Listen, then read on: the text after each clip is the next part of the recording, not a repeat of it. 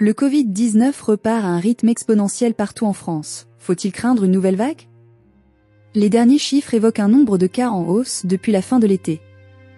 De quoi mettre en alerte les personnes les plus fragiles. On l'avait presque oublié. Il reste pourtant toujours tapis dans l'ombre, prêt à ressurgir. On parle bien évidemment du Covid-19, qui a fait son grand retour juste avant la rentrée scolaire. Et depuis plusieurs semaines, les cas se multiplient. Début septembre, les données de Santé publique France, qui concernent la dernière semaine d'août, ont fait état d'une augmentation du nombre de passages aux urgences, notamment en raison d'une suspicion d'infection au Covid-19. On comptait plus 20% de passages chez les moins de 15 ans et plus 12% chez les 5 à 74 ans, sur une semaine. Plus récemment, le dernier bulletin de surveillance épidémiologique du réseau Sentinelle a dévoilé un taux d'incidence en hausse sur la semaine du 8 au 14 septembre 2025, en France hexagonale. La semaine dernière, le taux d'incidence des cas de Covid-19 vus en médecine générale parmi les patients consultants pour une IRA et infection respiratoire aiguë, note de la rédaction, a été estimé à 39 cas pour 100 000 habitants, soit 26 053 nouveaux cas, note la plateforme de surveillance épidémiologique et de recherche en médecine générale.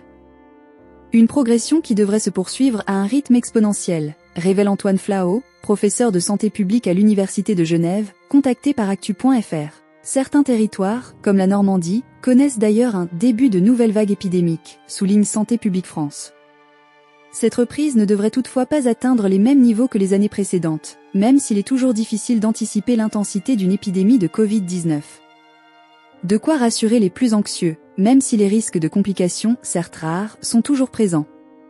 Avec le variant XFG, actuellement en circulation en Amérique du Nord et en Europe, les complications sévères peuvent survenir chez les personnes dont l'immunité est défaillante, signale Antoine Flao. Vigilance donc pour les patients âgés, les nourrissons, les femmes enceintes, ainsi que les personnes immunodéprimées. Toutefois, comment expliquer ce regain? Le variant XFG, nouvelle souche issue d'Omicron, est si contagieux qu'il se propage dans le monde même au cœur de l'été, ajoute le directeur de l'Institut de santé globale à la faculté de médecine de l'Université de Genève.